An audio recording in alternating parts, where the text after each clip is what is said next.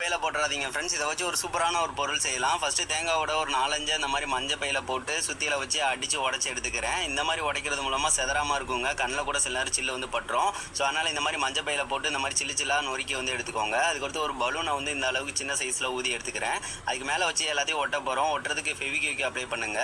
இந்த மாதிரி ஒரு 2-3 பீஸ் ஒட்டுறதுக்கு கொஞ்சம் கஷ்டமா இருக்கும். அதுக்கடுத்து ஒரு சுத்தி வந்து ஒட்டிட்டீங்க அப்படின்னா அதுக்கு மேலே வச்சு ஒட்டுறதுக்கு ரொம்ப ஈஸியாக தாங்க இருக்கும். இதுக்கு கொஞ்சம் கேப் போட்டு ஒட்டுறது பார்க்கறதுக்கு ரொம்ப அழகா இருக்கும். நீங்க ஒவ்வொன்றும் வைக்கிறப்ப கொஞ்சம் கேப் விழுந்துரும். அந்த மாதிரி சுத்தி வச்சு ஒவ்வொன்றா ஒட்ட ஆரம்பிச்சிட்டேங்க. பார்த்து இந்த மாதிரி ஒட்டுறதுக்கு அந்த சில்லை வந்து ஒவ்வொன்றும் எடுத்து ஒவ்வொரு இதில் இருக்குமா. ஸோ அதனால கொஞ்சம் கேப்ல வச்சு வந்து சுற்றி வந்து இந்த மாதிரி ஒட்டி எப்படியோ வந்து கம்ப்ளீட் பண்ணியாச்சு. கம்ப்ளீட் பண்ணதுக்கு அடுத்து பார்க்கறதுக்கு இந்த மாதிரி தாங்க இருந்துச்சு. இது வந்து நல்லா தான் இருக்கு. அதுக்கடுத்து இந்த பலூனை வந்து உடச்சி விட்டுட்டோம் அப்படின்னா நம்ம அதுக்கடுத்த வேலைகளை பார்க்கலாம். ஒரு குண்டூசியை வச்சு வந்து இந்த பலூனை வந்து உடச்சி வந்து விட்டுட்டேன். பலூனை உடச்சி விட்டு அதை உடச்சி விட்டுமே உள்ளே தான் கிடக்கும். அதை எடுத்து போட்டுடலாம்.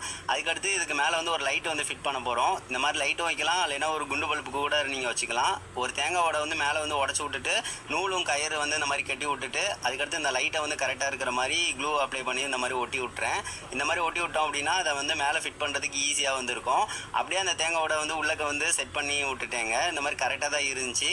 அதுக்கடுத்து சுற்றி க்ளூ அப்ளை பண்ணுங்கள். இல்லாட்டினா ஃபெவிக்விக்கே சுற்றி அப்ளை பண்ணிட்டீங்க அப்படின்னா சூப்பராக நம்மளுக்கு ஒரு லேம்ப் வந்து ரெடி ஆயிடுச்சு.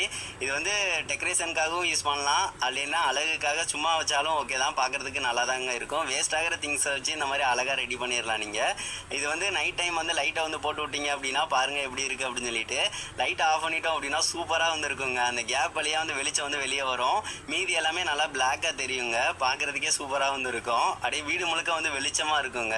பாருங்கள், அப்படியே லைட்டை சுற்றி விட்டோம் அப்படின்னா பார்க்குறதுக்கே ரொம்ப அழகாக இருக்குது. இதை வந்து நீங்கள் 2-3 கலரில் வீட்டில் வந்து செஞ்சு வச்சுக்கிட்டீங்க அப்படின்னா பார்க்குறதுக்கே நல்லாயிருக்கும். ஒரு ஆஃபீஸாக இருக்கட்டும், எங்கேனாலும் வந்து இதை அழகாக செஞ்சு வச்சுக்கலாம். இது எப்படி இருக்குது அப்படின்னு சொல்லிட்டு மறக்காமல் கமெண்ட் பண்ணுங்கள் ஃப்ரெண்ட்ஸ். இதோட வெளிச்சம் வந்து கீழே வந்து படுவோம் பார்த்தீங்களா, அதுதான் பார்க்குறதுக்கு சூப்பராக இருக்கும். அது ஒரு டெக்கரேஷனாக வந்து அது ஒரு யூனிக்காக வந்து இருக்குங்க. பார்க்கவே நல்லா இருக்குங்க. இது எப்படி இருக்குது அப்படின்னு சொல்லிட்டு ஒரு